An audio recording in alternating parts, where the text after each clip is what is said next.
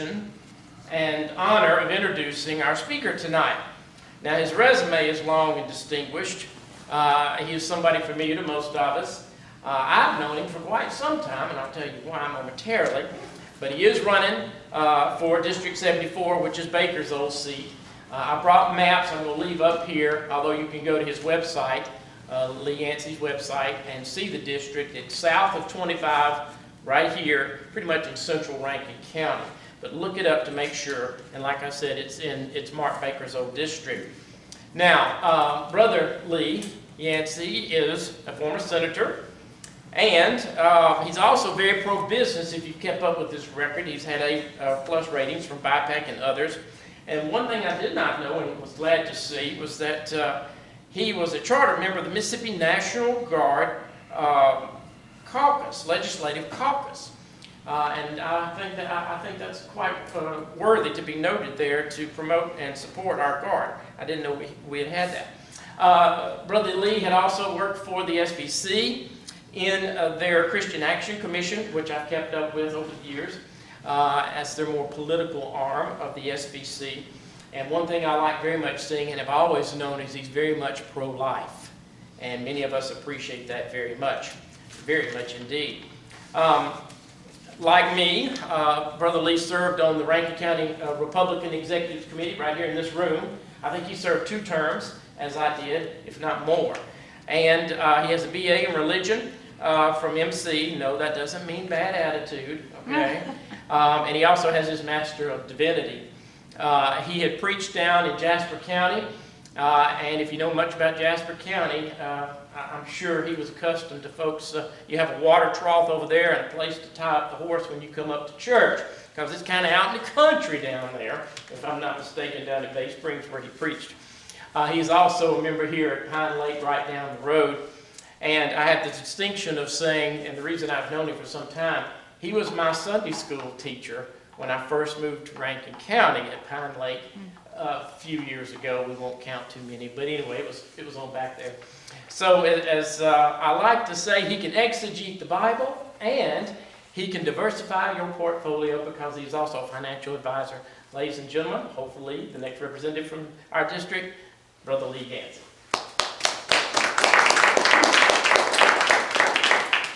Thank you, Ross. And I will say I did the best I could with what I had in my Sunday school class.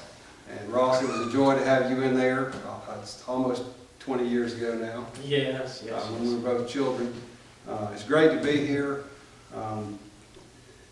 I want to share a story. On his 80th birthday, John Quincy Adams was walking slowly along a Boston street. A friend asked him, "How is John Quincy Adams today?" The former president replied graciously, "Thank you, John Quincy Adams is well, quite well, sir. I thank you, but the house in which he lives at present is becoming dilapidated. It is tottering upon its foundations. Time and the seasons have nearly destroyed it. Its roof is pretty well worn out. Its walls are shattered. It trembles with every wind. The old tenement is becoming almost uninhabitable." And I think John Quincy Adams will have to move out of it soon. But he himself is quite well, sir.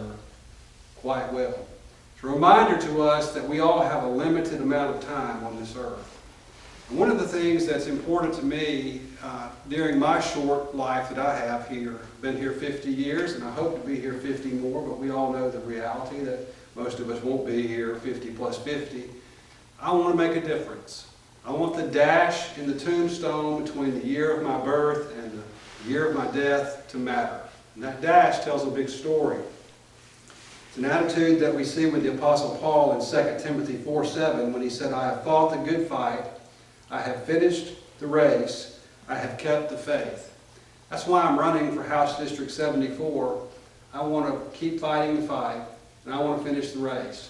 In 2007, my dream came true when I was elected to be the senator from District 20, at that time in Rankin and Madison counties. I was a big underdog in the race. I don't know if you remember. There were 4 of us running, and I made it in a runoff in 2nd place, and then somehow, by the grace of God, I had a narrow victory and served 4 years in the Mississippi State Senate. And being there, I was there with a lot of other young freshmen like Chris McDaniel and Michael Watson and I could go on and name the whole class, but me and Chris and Michael were called the Three Amigos affectionately because we filed all of the illegal immigration legislation. And so that was one of the things that brought us together to fight side by side on a lot of issues like that. And we also stood up for property rights when eminent domain, they were threatening to take private property for businesses. And we tried to fight that and did what we could, and Governor Vito did veto that bill. But I want to keep fighting the fight. I've been married to my wife Courtney for 26 years. Somehow she's managed to put up with me. And we have two children, Benton and Blakely, a boy and a girl. And our son Benton is 24. He just got married. He's manager of a fitness club up in Madison.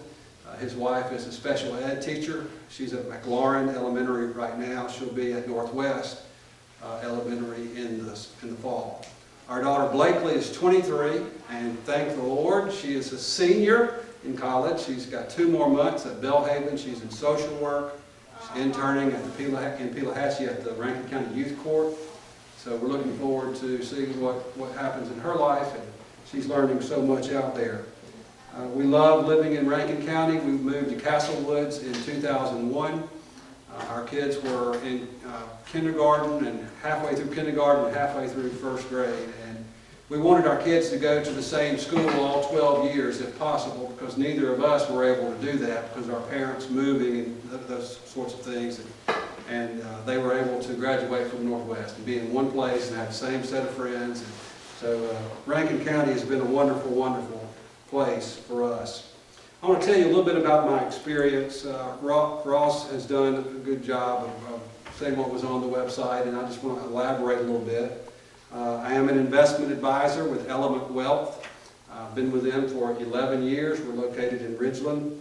I help people with retirement plans, with investment money, institutional funds, anything. I meet with company retirement plan employees and help them determine how much to contribute based on what they want to have in retirement. Just try to encourage them to save for the future. It is a lot of fun doing that. I like doing it. I've also been a pastor. I was a pastor at Bay Springs Baptist Church in Jasper County from 2013 to 2018, 5 years and 3 months. I was doing that on Sunday and Wednesday and driving back and forth, also working my other job. When my son was close to graduating from Mississippi State, I decided one job would probably do it, and I was worn out. So it was a great experience, and I love the people of Bay Springs, and it will always be a special place for me.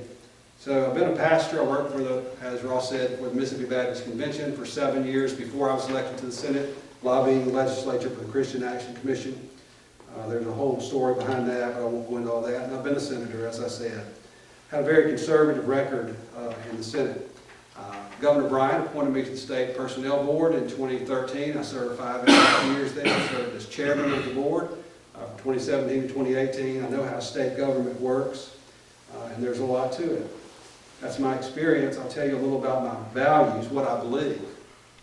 I don't like taxes, and so taxed enough already. That's what the Tea Party started out with. I may have been one of the first Tea Party members, I don't know, but we were right there when it all got going, and was one of the first members of Empire and the Tea Party, and just enjoyed our relationship back in those years. I pledged not to raise taxes. I signed the Grover Norquist Pledge and never voted to raise a tax. I'm very proud of that. I got an A rating from BIPEC, the business group. I'm pro-gun. I got an A+ rating from the NRA. The Constitution says there shall be no infringement, and I love the words no infringement. That means no infringement, and that's where I stand. And so I'll keep going with that. Pro-life. This is where my heart is. I have done a lot of work with the pro-life movement in Mississippi. One of the things that I lobbied for was life when I was with the Christian Action Commission before I was in the Senate those 7 years. And we worked very, very hard to get the Choose Life car tag passed in 2006. And Jimmy Porter and I, who was my boss at the Christian Action Commission, were awarded the Co-Pro-Lifer of the Year 2006 by Pro-Life Mississippi. I later served on the Choose Life Executive Committee. It was a group that oversaw the money that was received from Choose Life Car Tag funds, and then we distributed that money on a case-by-case basis to crisis pregnancy centers across the state. We helped some buy ultrasound machines so that women could actually see their babies, and we helped some with various other projects that they were doing. We also had a project there at Mississippi Baptist Convention called Memorial to the Missing. In 2000,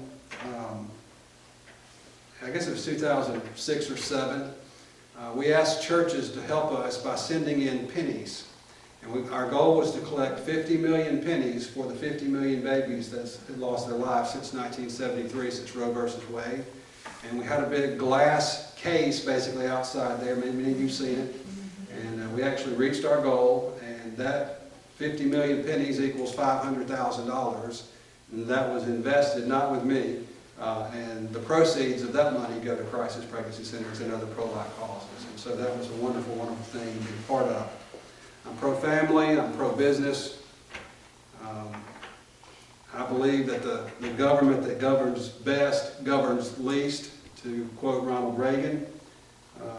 My vision, what am I going to do if I'm elected?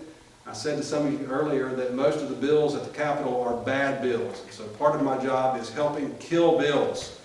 That's what I want to do. I don't like them, and so that's number one. But you can count on me to be efficient with spending hard-earned tax dollars. I want to see government shrink. There will be sound fiscal management. At the same time, we need to continue to focus on good roads and good schools and good jobs and good business climate. So that's who I am. You can count on me to get the job done. I've been there before. I'm going to stand up for our conservative values. I want to share a verse of Scripture with you. It's Ezekiel chapter 22 and verse 30. The Bible says, I searched for a man among them who would build up the wall and stand in the gap before me for the land, so that I would not destroy it, but I found no one. I think it's one of the saddest verses in the Bible. Ezekiel is there in Jerusalem. It's about the time that the Babylonian army is coming to basically take them all into exile to Babylon. And God is saying to Ezekiel, he's looking for someone to stand in the gap, and there's no one. I truly believe that we are in a situation like that today, and we need people who stand in the gap, and I really believe you guys are people who stand in the gap, and I want to commend you on that. World War II produced many heroes.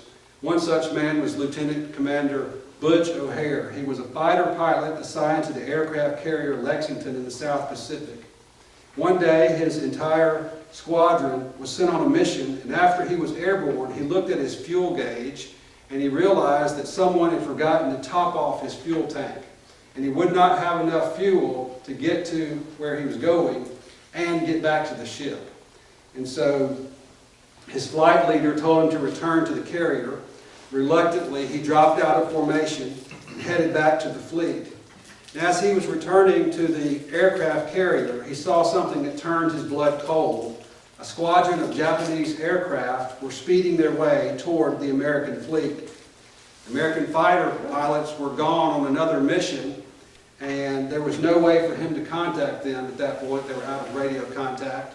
And there was no way for him to warn the carrier that the Japanese were coming. So he did the only thing that he could do. He had to somehow figure out how to divert them from the fleet. Laying aside all his thoughts of personal safety, he dove into the formation of Japanese planes. Wing-mounted .50 calibers blazed as he charged in, attacking one surprised enemy plane and then another. Butch wove in and out of the now broken formation and fired at as many planes as possible until all his ammunition was finally spent. Undaunted, he continued the assault. He dove at the planes, trying to clip a wing or a tail in hopes of damaging as many enemy planes as possible and rendering them unfit to fly. Finally, the exasperated Japanese squadron took off in another direction. Deeply relieved, Butch O'Hare and his tattered fighter limped back to the carrier. Upon arrival, he reported in and related the events surrounding his return. And the film from the gun camera mounted on his plane told the tale. It showed the extent of Butch's daring attempt to protect his fleet. He had in fact destroyed 5 enemy aircraft. This took place on February 20th, 1942.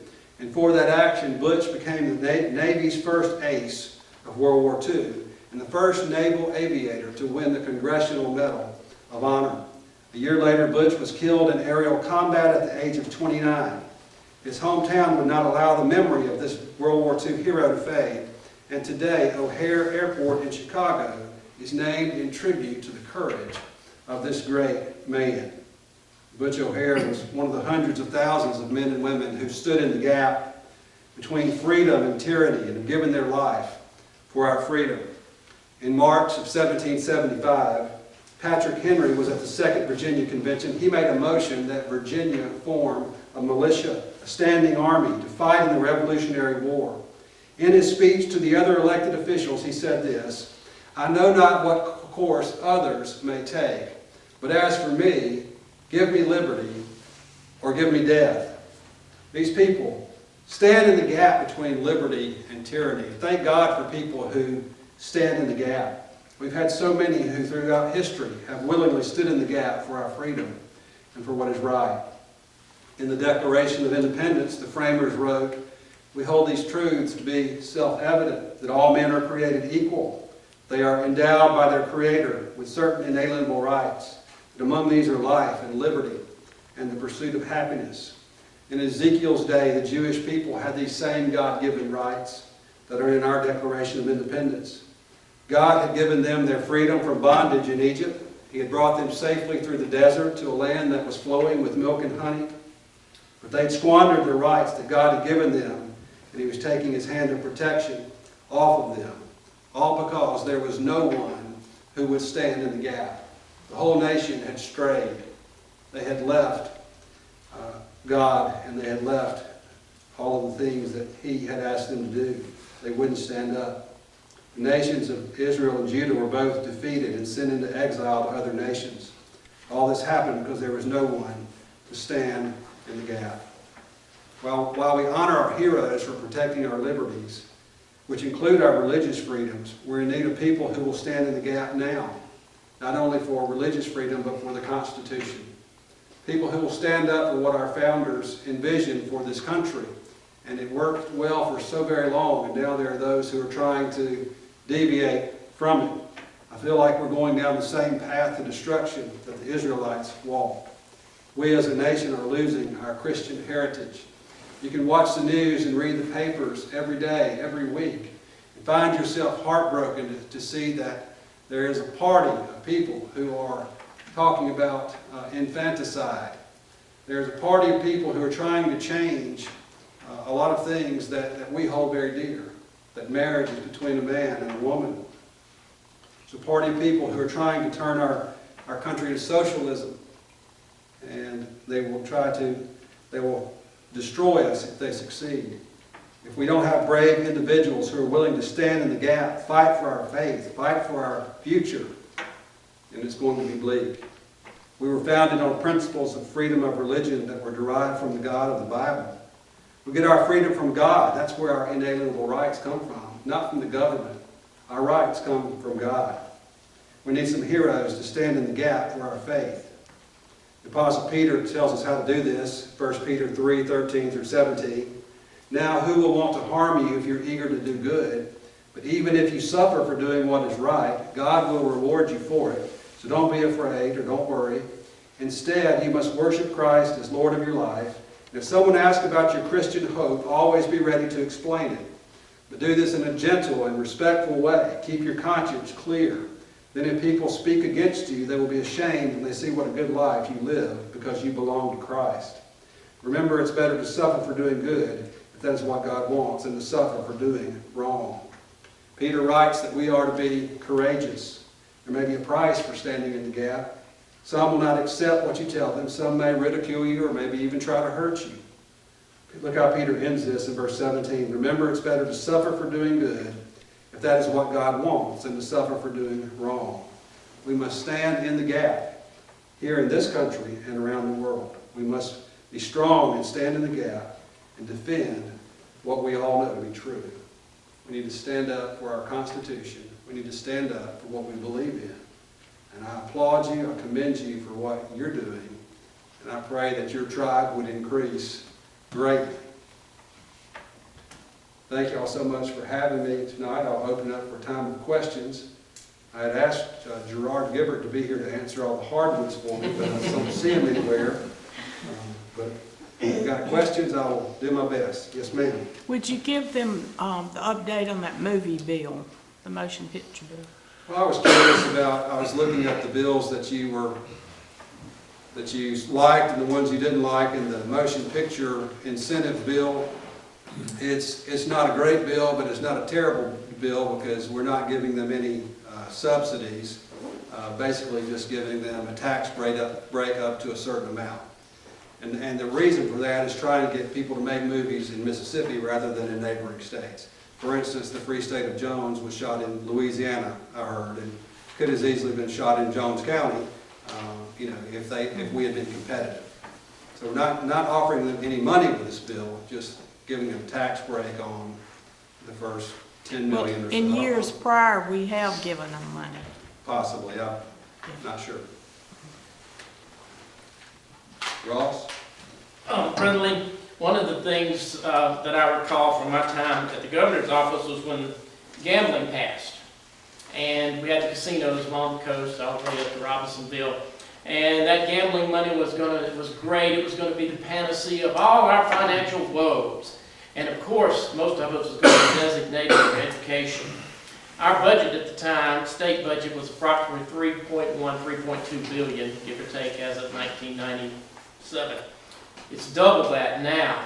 And we've been heard over the last few sessions, of course, budget problems, budget priorities, not enough here, not enough there, bonded indebtedness, whether it be GO bonds, others. How do you see the money for the lotteries, the lottery, which has yet to start, of course? Is there going to be a fight over how it's designated, how the money is coded? And of course, I don't see it being a panacea whatsoever. But how do you see the fight going over how the monies from the lottery will be gauged and spent? All right, I'll do my best, okay? This is a Gerard question. He's on the board. He's vice chairman of the board. He knows this thing inside and out. It's my understanding that the first 80 million goes into the transportation, into the roads and bridges fund, and after that, over 80 million, it goes to education. And that's the way I understand it.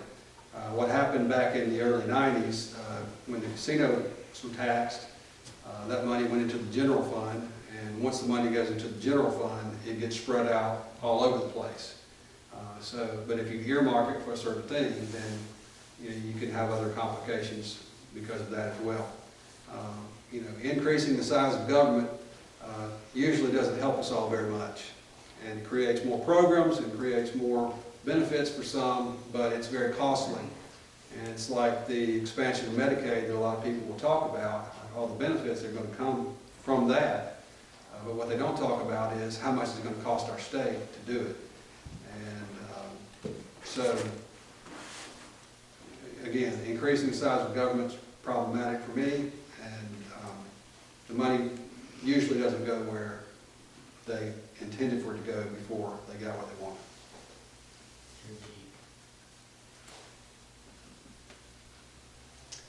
Yes, ma'am. Tell me what you think about the current effort by the Citizens for Self-Governance, who are calling for the state legislature to pass a resolution to join them in calling a convention of the states for stated amendments. Now, there's something that is in the Constitution. That's right. Okay. I support it. I am not optimistic that it's going to ever happen, but I do support it. There's, just for your information, you may want to look at it, there's a new book out that's called The Law of Article 5, and it's written by a constitutional expert whose name is Robert Nagelson, and he talks about how convening a convention of states is much like convening a convention of states as in worldwide. And there's a law that the United States ascribes to that follows the Geneva Convention, and it is held to to be one that safeguards the result of the convention. Now, having said that, there have been a number of states that have called conventions for regional projects. We got the Hoover Dam that way, we got the TVA that way. And a number of people do not understand that the laws that govern such conventions have to be followed intimately. So, knowing that, and knowing that there's been success of conventions that have been called for regional projects, the overall United States can benefit from that. We've got some of our amendments that are in the Constitution now by threatening to call a convention of states, and it made Congress get their act together and write those amendments. So that's a pretty important piece of information to have, and another reason to help support it. And I just offer that to you. You may, the law of Article 5 is not a very thick book. It's a quick read, and once you get through the legal jargon. All right, thank you for that. I'd like to see it. Yeah. There's another one that I want to talk about, and that is the situation that we see going along in other states to essentially call for infanticide by allowing, quote unquote, termination of a pregnancy up to the date of birth. Many people will cry, it's my body. I can do with my body what I want to. But the legal situation there, that now that we have really good DNA identification, is we're able to harvest DNA from the child as well as from the mother, and they can prove that that DNA from each of those is not identical. So it is two different persons in all reality. Scientifically. Always has been. Always has been. Scientifically proving that a woman who aborts her baby is aborting and killing a child. I just offer that to you as a piece of really important scientific argument for that. Okay, thank you. There was a bill that was just passed in Alabama, and I don't remember the details of it, but it was one that would probably rise all the way to the level of the Supreme Court. So that would be a good thing. Yeah, we'll watch that, see how it goes. Yeah. Yes, sir. Okay, you were in the Senate for what, 4 years? That's right. Okay, I'm trying to find out, and you might be able to help us with this. I would love to be able to find a website or maybe a collection of websites where a person could go in and basically see where the money is being spent in Mississippi. How much is going to the school administrators? How much is going to teachers? How much is going to food for the students at school? How much is going to the department? I mean, I want to see how much of that money is being spent where. So The Mississippi Center for Public Policy does that. Huh? Center for Public Policy? See the spending.org. Huh? See the spending. See the spending.org. Well, I've gone there and I've looked at what they have. And Or you can go back and look at all the old appropriations bills. I to do that. You'd have to be a CPA to enjoy that. Yeah, you would. But Well, he's a CPA, Yeah. so. If I could do that and compare that to North Carolina and Alabama, Sure. Louisiana, I'd like to, I'm just convinced Mississippi's top heavy. if you will, you can just do a Google search on the Mississippi legislature, and you go in there and you can find the bills that passed in each legislative session, all the way back to, I don't know how far back it goes, but certainly when I was there, it's on there. And you could look at all the appropriations bills and see how much money was spent on each line item. I'm going to undertake to do that. Yeah. Good Lord willing. I'll jump you back to another thing though concerning Alabama. There's a man over there that's suing over his own child having been aborted, murdered. Yeah, that's it. That's the bill. That's You the know one I'm talking about. Mhm. Okay. And the judge has let that pass on as being constitutional. Mhm. I guess it falls under the tort laws, Right. but he's been deprived of a relationship with his child and so on. Right. So, yeah, that apparently got the pro-death people in a panic. Yeah. So I'll look forward to seeing how that goes. A lot of money's gonna get pumped into that from Bloomberg and George Soros and that group of people to keep the death culture going. All right. Other questions? Supposed to ask 2 or 3 each. I've done my two. Where is your district? My district is basically, not exactly, but basically on the southeast side of Lakeland Drive, from basically Dogwood Mall all the way to Holly Bush Road. Okay?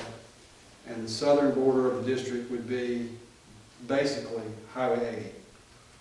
So we're talking about Castle Woods and Cross Gates would be the big neighborhoods, and then you'd have Reservoir East off of Holly Bush.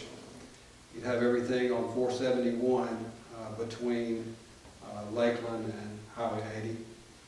Trickenbridge Road, Andrew Chapel Road, Baker Lane. Coming back down Lakeland, you'd have Lineage Lake, Dogwood, all those subdivisions in there. Basically all the way up to the mall, and then there's a little track that goes down Flowwood Drive all the way to Airport Road that there's not much on. So, Well, what kind of, maybe if I might delve into this, what kind of things are you doing to try to pick up the votes? well, it's an 85% Republican voting district, and I'm the only Republican running. I do have a Democrat opponent, but who would be virtually opposite of me on all the issues that I have spoken of tonight. What's your opponent's name? I don't remember. That's a good name, that's a good thought. Bill Giesler's popular, right? He's well known. No. Okay. So you're pretty sure that you'll... I do know his name, let me clarify that. I'll tell you on Okay, I wasn't trying to. that. Sir? You feel pretty confident that you'll win the seat? Well, I mean, I feel really good about the primary. And I feel less good about the general, but I feel pretty good that this part of Rankin County has not elected a Democrat in many years. So, When you were in the state senate, that seat encompassed most of that district, did it not? it did. Okay. I have I want to bring this up to you because I think it's an important emblematic kind of bill. There's a bill that's before the legislature right now, and it's not dead. It's HB 1612, and I don't know if you're familiar with it or not. I may be. It authorizes cities to create special improvement assessment districts, like a homeowners association, that would be authorized to levy up to 6 mills of property tax. I am sort of familiar with that now. Mark Baker's bill. The amount per 1,000 of assessment value of the property to fund parks, sidewalks, streets, planting, lighting, fountains, security enhancements, and even private security services. Now, where I live, which is not in Rankin County, but it's in Hinds County, I live in a neighborhood that has a homeowners association, and we pay dues every year for the upkeep of the common areas. What I don't like about this bill is that it's another taxing level of government on various people that have some... If it passes a 60% referendum within the subdivision. Right, exactly. I think giving authority in law and legal authority to those who are not elected to any form of government is probably an illegal act because there's no representation for individual taxpayers. Right. And they cause it a tax. You certainly would have a good motto there, no taxation without representation. So, What do you think about that bill? I have, like I said, I've never voted for a tax increase. Anytime there is a tax like that, or there is a tourism tax for restaurants and hotels for a certain area for a certain amount of time, I believe in home rule, and I would always insist that there be a referendum between what we did at the legislature and what happened with that bill. And if people chose to tax themselves because that's what they wanted to do to improve their districts, then, then that was their choice. when I had an extensive conversation with Bill Denny about this, I really went after the fact that it puts another layer of government that requires taxation from people who do not want to be taxed and are already pretty heavily laden with tax. And he says, but people have been asking for this already. And I said, what is wrong? He gave it to me another way. Why not just raise the homeowner's assessment? Wouldn't that do the same thing? That would be the second thing. And the other thing is, there's any number of people who live in a given area, a couple of 3 streets over, that they've identified a place that needs to be improved within their neighborhood, to get together and decide that it's important enough to be done, that we, several homeowners, can start talking to our neighbors and asking them for donations for that end, or calling together a temporary 501c3 organization that does just exactly that, without putting into legal form another layer of government that has the will to do anything. Right. And I just think that that's I hear you. we keep putting too many layers of government in. We're, you know, if you live in New York City, you're going to give away more than half of what you earn to various levels of taxation. And I think that will happen And I across don't the know United States. I don't know what the impetus was behind the filing of that bill. Well, Bill explained to me that he said that homeowner associations are already asking for this. And I said, do they already contribute to paying for the common areas? Mhm. And he said, well, I don't think all of them do, but some of them do. Well, I'm a board member of Castlewood's Homeowner Association, and we're all elected. Do you elect your board? No. Okay, well.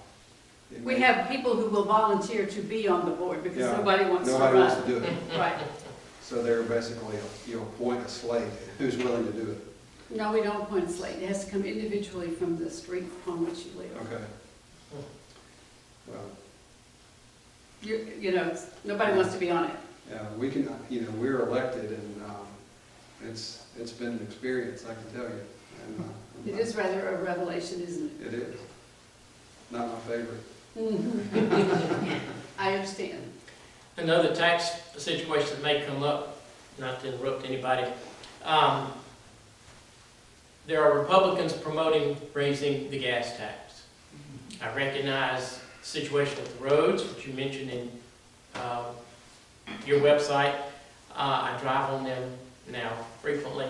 And I recognize that a tax on gas, which right now, state and federal, is 36 cents, give or take, about halfway down the middle.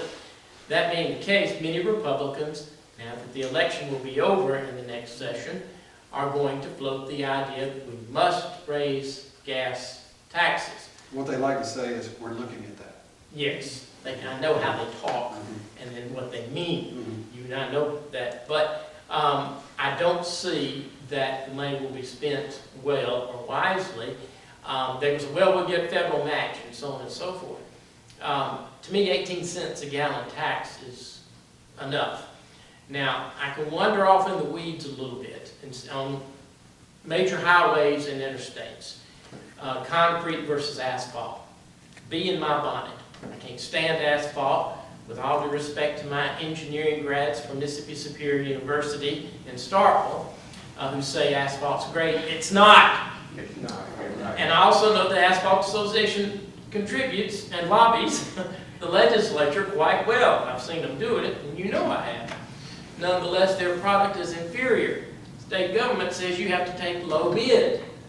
And again, got into the weeds. I'm planting a seed with you. One, they're going to float the gas tax. How do you think you'll vote on it? And then two, look into the process of paving roads versus low bids. Low bid is going to be asphalt, and I don't care how you mix the asphalt or how much tar you use, it's still going to warp and crack in Mississippi weather, where concrete won't, and it'll last a lot longer, and yes, it's more expensive. An exception to the low bid law, pardon me. So that's going to encompass double referrals and appropriations and so on and so forth, and it's something I see I wanted to plan with you. But as far as gas tax goes, yes or no? No. I think MDOT has a $1 billion plus budget a year, and they need to figure out how to spend that money differently than they're spending. Plus, they're getting the first 80 million of the lottery money,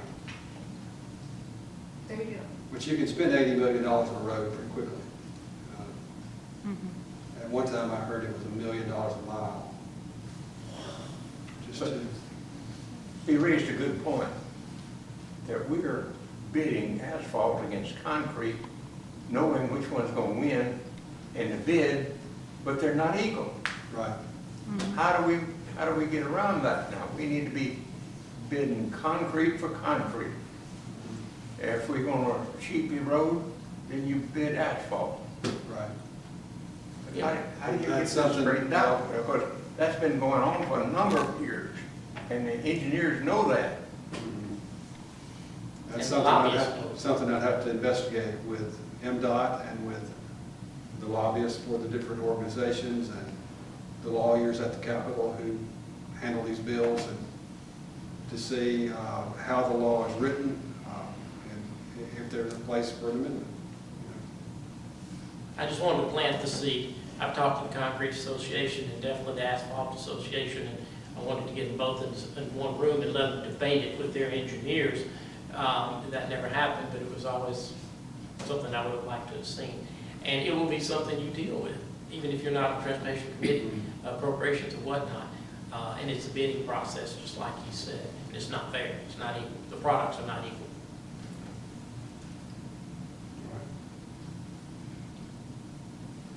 Thank you all very much. Stick around for a minute or two. Please vote for me on August 6th.